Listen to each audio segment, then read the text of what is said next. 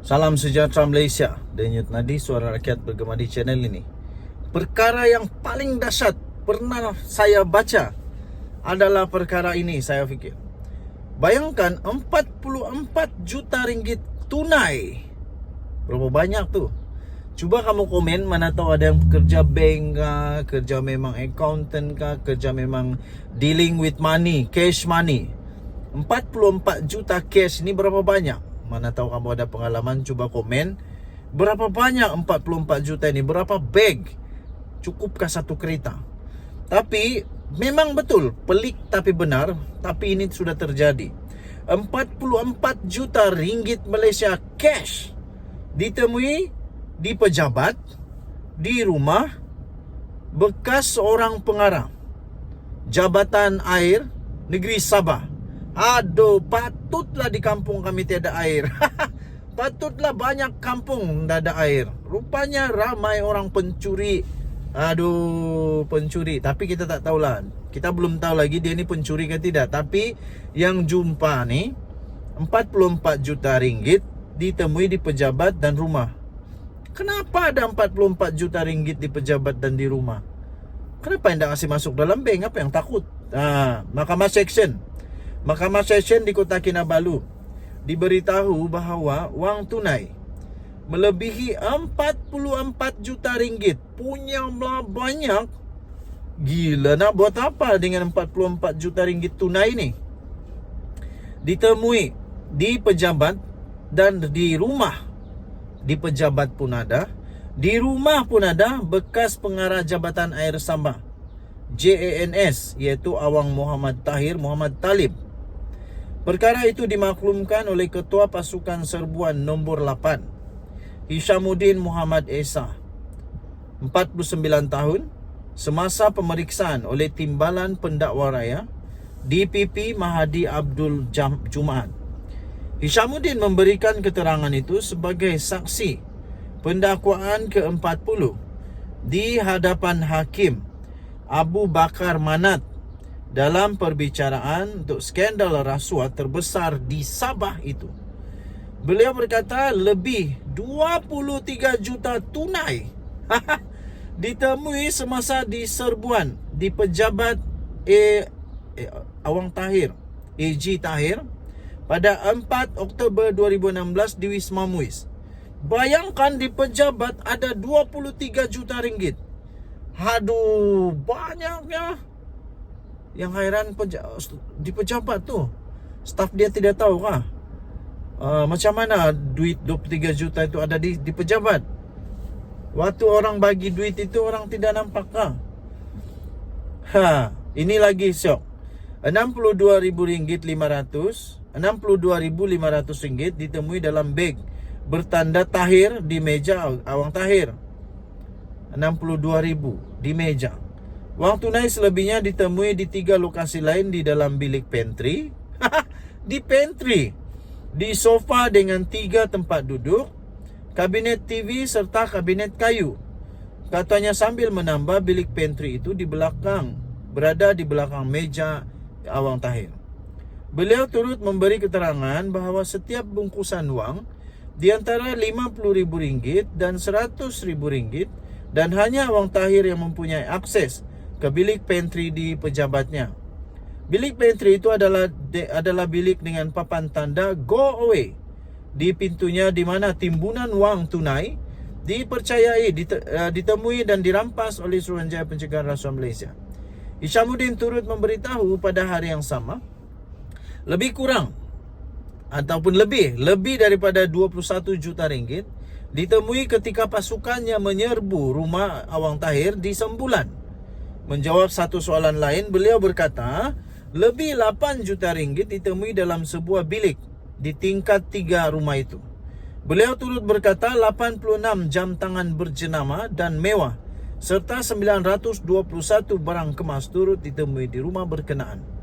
Saksi itu selanjutnya memberi keterangan bahawa pasukannya kemudian menemui wang tunai 9 juta ringgit dan 4 juta ringgit Malaysia masing-masing di dalam kereta Mazda dan Mercedes-Benz. Kira-kira 9 juta ringgit ditemui dalam sebuah kereta Mazda. Wang itu dimasukkan ke dalam beberapa beg yang disimpan di dalam bonet kereta.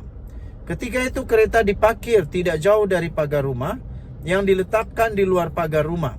Sebanyak 4 juta ringgit lagi ditemui di dalam sebuah Mercedes-Benz. Wang itu dimasukkan ke dalam beg dan dimasukkan ke dalam bonet kereta, katanya. Dahsyat tak dahsyat? Sila komen. Denyut Nadi, Suara Rakyat bergema di channel ini. Bye-bye. Salam sejahtera Malaysia. Denyut Nadi, Suara Rakyat bergema di channel ini. Akhirnya setelah lama menyepi, tak banyak bersuara sangat, akhirnya Muda parti yang bosnya Syed Saddiq akhirnya muncul dengan satu keputusan pengumuman yang pasti mengejutkan. Muda mengumumkan akan bertanding secara solo di semua 6 negeri. Wow. Muda mengumumkan bahawa ia akan bertanding sendiri di semua 6 negeri pada pilihan raya PRN akan datang. Presidennya iaitu Syed Saddiq Syed Abdul Rahman menjelaskan bahawa mereka beranggapan 2 blok politik sedia ada tidak mencukupi. Katanya Muda akan bertanding dalam PRN menggunakan kekuatan parti politik sendiri. Kata Syed Saddiq pada satu sidang media di Petaling Jaya pada hari ini. Pada Oktober yang lalu, Muda menyertai Pakatan Pilihan Raya dengan Pakatan Harapan untuk pilihan raya umum ke-15. Pada masa itu, Presiden PKR Anwar Ibrahim berkata, Muda tidak dijadikan sebagai parti komponen kepada Pakatan Pembangkang pada ketika itu kerana ia memerlukan kelulusan Jabatan Pendaftaran Pertubuhan ROS. Sebelum itu, parti itu turut telah bekerjasama dengan DAP dan Amanah untuk pilihan negeri Johor pada 2022.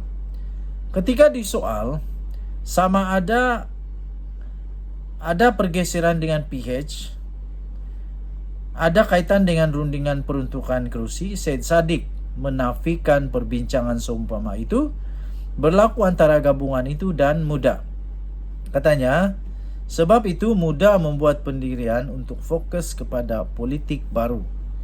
Katanya tiada guna kita diberi kerusi atau jawatan dalam kerajaan atau jawatan selepas pilihan raya negeri, tetapi kemudian perjuangan rakyat dilupakan, tambahnya. Syed Saddiq mengecam bekas sekutu mereka yang menurutnya mengingkari janji pilihan raya apabila memegang kuasa dengan menyatakan bahawa jika mereka mengekalkan mandat yang dicadangkan, Muda tidak perlu bertanding dalam PRN. Dia menjelaskan bahawa politik baru yang dibawa oleh Muda akan melangkaui parti dan akan berkisar kepada keperluan dan prinsip rakyat. Sementara itu, Syed Saddiq mendedahkan pengarah dan timbalan pengarah parti masing-masing iaitu Ketua Penerangan Lukman Long dan Exco Pusat Aini Hazikah. Dia juga berkata bahawa kempen politik Muda terutamanya akan bersifat maya, seperti menganjurkan siaran langsung dan sesi town hall dalam talian di media sosial. Bagaimanapun, tambah Syed Saddiq, masih ada usaha kempen di semua 6 negeri, iaitu di luar bandar tanpa sambungan internet. Syed Saddiq juga mengelak daripada mendedahkan status rundingan peruntukan kerusi dengan parti. Dengan menyebut butiran ini akan diumumkan secara berperingkat semasa tempo kempen mereka. Denyut Nadi, Suara Rakyat bergema di channel ini. Jangan lupa tekan butang subscribe, like dan share. Malaysia kita punya. Cintai Malaysiaku, kita jaga kita. Bye-bye. Nampaknya melalui pembahagian itu tiada kerusi yang diperuntukkan kepada parti lain atau daripada pihak lain daripada parti di luar daripada PN. Sekaligus ini bermakna seolah-olah dapat disimpulkan secara tersirat bahawa PN sudah pun mengenepikan Tun Mahathir. dan sudah pun mengenepikan proklamasi orang Melayu dalam menghadapi PRN 6 negeri mendatang ini. Masih mahu bertanding jugakah mereka ini yang bersama-sama dengan proklamasi orang Melayu, termasuk pejuang yang dipimpin oleh Mukris dalam PRN nanti? Masih sanggupkah mereka untuk kehilangan deposit lagi? Kita nantikan perkembangan seterusnya. Denyut Nadi Suara Rakyat bergema di channel ini. Bye-bye. Salam sejahtera Malaysia. Denyut Nadi Suara Rakyat bergema di channel ini. Antara perkara yang misteri sekarang ini ialah bilakah akan diperkenankan ataupun bilakah akan dibubarkan semua DUN di 6 buah negeri yang bakal akan ikut dalam pilihan raya negeri akan datang. Baru saja diterbitkan di Malaysia kini, Sultan Kedah telah pun memperkenankan DUN Kedah dibubar pada Rabu ini. Dewan Undangan Negeri DUN Kedah bagi penggal ke-14 akan dibubarkan pada hari Rabu ini, iaitu pada 28 Jun 2023 bagi membolehkan pilihan raya negeri diadakan. Menteri Besar Kedah, Datuk Seri Muhammad Sanusi Madnor, ketika mengumumkan perkara itu berkata, penetapan tarikh itu dibuat selepas mendapat perkenan daripada Sultan Kedah Al-Aminul Karim Sultan Salihuddin Sultan Badli Shah. Katanya dalam kenyataan itu, pada hari ini saya ingin memaklumkan bahawa saya telah diterima menghadap Tuanku Sultan Al-Aminul Karim Sultan Salihuddin Ibni Almarhum Sultan Badli Shah untuk memohon perkenan bagi pembubaran DUN Kedah yang ke-14. Tambahnya lagi, Tuanku telah pun memberi perkenaan untuk DUN Kedah yang ke-14 ini untuk dibubarkan pada 28 Jun 2023, katanya pada satu sidang media selepas beliau selesai menghadap Sultan Salihuddin di Alor Setar pada hari ini.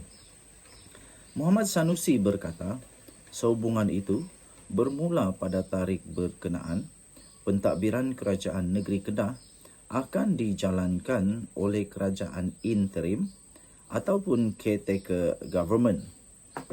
Dengan segala fungsi kerajaan akan berlangsung sebagaimana biasa sehingga kerajaan negeri yang baru dibentuk selepas PRN yang akan datang. Selepas PRU Pilihan Raya Umum ke-14 PRU 14 pada 9 Mei 2018, persidangan DUN Kedah menyusul pada 3 Julai 2018. Pakatan Harapan PH yang bertanding menggunakan logo PKR pada PRU 14 membentuk kerajaan negeri selepas menang 18 daripada 36 kerusi DUN. Sementara PAS pula menguasai 15 kerusi dan 3 lagi dimiliki oleh Barisan Nasional. Pada November 2018, Ahli Dewan Undangan Negeri Adun Guak Cempedak, Datuk Dr. Ku Abdul Rahman Ku Ismail, mengumumkan keluar daripada UMNO dan menjadi adun bebas sebelum menyertai Bersatu, sekaligus menjadikan kerusi PH di DUN Kedah meningkat kepada 19 kerusi. Bagaimanapun, perubahan lanskap politik yang menyaksikan Bersatu keluar daripada PH dan juga perubahan kepimpinan kerajaan di peringkat persekutuan, ia turut membabitkan Kedah apabila dua adun PKR telah mengumumkan keluar parti dan menjadi wakil rakyat bebas pada 12 Mei 2020.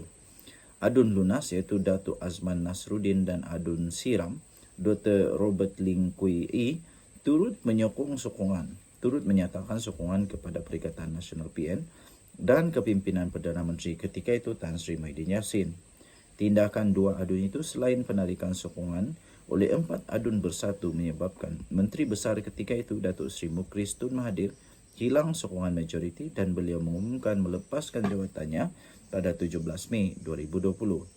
PN kemudian membentuk kerajaan negeri selepas mewakili 23 kerusi yang terdiri daripada PAS 15 kerusi dan Bersatu 4 kerusi serta sokongan BN 2 kerusi dan 2 wakil rakyat bebas bekas adun PKR dengan Muhammad Sanusi dipilih sebagai Menteri Besar Kedah dan kemudiannya mengangkat sumpah pada 17 Mei 2020. Sementara itu, Mukris yang juga adun Jitra bersama adun anak Bukit, Datuk Amiruddin Hamzah, dilaporkan digugurkan keahlian daripada Bersatu pada 28 Mei 2020 dan menganggotai Parti Pejuang Tanah Air Pejuang yang diasaskan Tun Dr. Mahathir Mohamad menjadi wakil rakyat parti itu sehingga kini. Dua bekas adun PKR yang menjadi wakil rakyat bebas pula mengumumkan menyertai Bersatu pada September 2020. Untuk mendapatkan berita yang lengkap, sila layari malaysiakini.com. Dia terbitkan 25 Jun 2023 dengan tajuk Sultan Perkenan Dun Kedah dibubar Rabu ini. Denyut nadi suara rakyat bergema di channel ini. Bye-bye. Salam sejahtera Malaysia, denyut nadi suara rakyat bergema di channel ini. Rupa-rupanya ada satu isu yang sedang panas sekarang ini, di mana ada cabar-mencabar supaya UMNO keluar dari Barisan Nasional. Wow! Sekiranya UMNO keluar dari Barisan Nasional, saya fikir ada beberapa parti yang terus akan menjadi terkapai-kapai.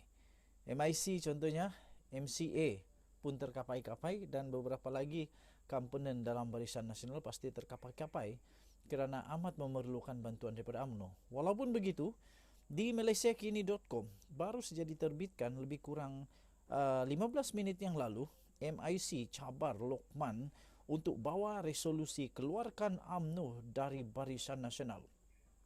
MIC mencabar ahli Majlis Kerja Tertinggi UMNO, MKT UMNO, iaitu Lokman Nur Adam untuk membawa resolusi untuk mengeluarkan parti komponen itu daripada gabungan Barisan Nasional. Wow, ini memang nada marah. Nada marah daripada MIC nampaknya. Ketua Penerangan MIC rasanya dah tak sabar, tak boleh tahan dengan Lokman Nur Adam ini. Sehingga Ketua Penerangan MIC, Artina Lan, membuat cabaran sedemikian. Susulan satu kenyataan daripada Lokman Nur Adam bahawa UMNO tidak perlu melayan layanan istimewa kepada MCA dan MIC yang tidak mampu menarik sokongan China dan India. Sehingga beliau berkata, jika berat sangatlah beban untuk memikul MIC, berbincanglah dengan Presiden UMNO, Ahmad Zahid Hamidi, dan bawakan satu resolusi untuk mengeluarkan MIC daripada UMNO. Jangan hanya untuk mendapat perhatian murahan Lokman ingin mengeluarkan kenyataan sinis, katanya. Ini sebenarnya nak keluarkan MIC kan, nak keluarkan UMNO daripada BN. Tajuknya daripada Malaysia Kini ini, MIC cabar Lokman bawa resolusi keluarkan UMNO dari BN. Tapi dalam perenggan ini dia kata, jika berat sangatlah beban untuk memikul MIC, berbincanglah dengan Presiden UMNO Ahmad Zahid Hamidi dan bawakan satu resolusi untuk mengeluarkan MIC dari BN. Mana satu yang betul ni? MIC keluarkah BN ataupun UMNO? Ataupun tak pastilah. Nanti kita tengoklah laporan seterusnya. Jangan hanya untuk mendapat perhatian murahan, kata Lokman ingin mengeluarkan kenyataan sinis. Beliau sendiri tidak mampu untuk menang dalam pilihan raya yang ditandinginya. Ingin pula mengata orang lain, katanya. Dia berkata demikian ketika mengulas wawancara Lokman dengan sebuah portal yang mengatakan MCA dan MIC perlu membuktikan mempunyai sokongan pengundi bukan Melayu untuk bertanding dalam pilihan raya negeri PRN. Tetapi sampai bila kita nak pikul biawak tu? Wah, ini kata siapa ni? Kalau kita ada sahabat yang setia, tak ada masalah. Selama mereka ini kalah 2008 sehingga 2018, mereka tetap menjadi menteri walaupun mereka tak ada kerusi, katanya. Tetapi mereka mengkhianati kita. Kita perlu fikir juga bahawa perlu rakan kongsi yang boleh sama-sama saling menyumbang, katanya.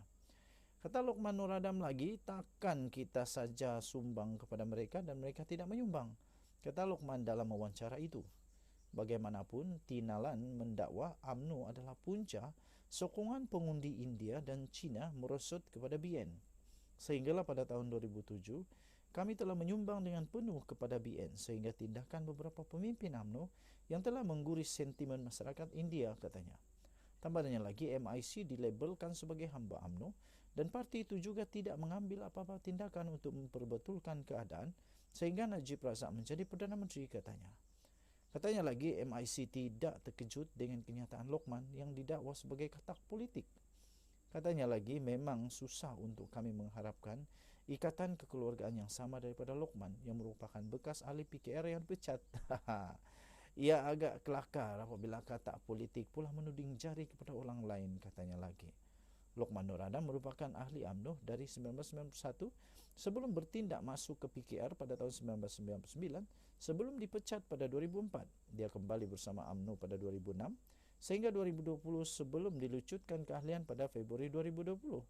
Namun, dia kembali menjadi ahli pada 30 September 2021 selepas rayanya untuk menyertai kembali UMNO diterima oleh parti. Denyut nadi suara rakyat bergema di channel ini. Jangan lupa tekan butang subscribe, like dan share. Bye-bye.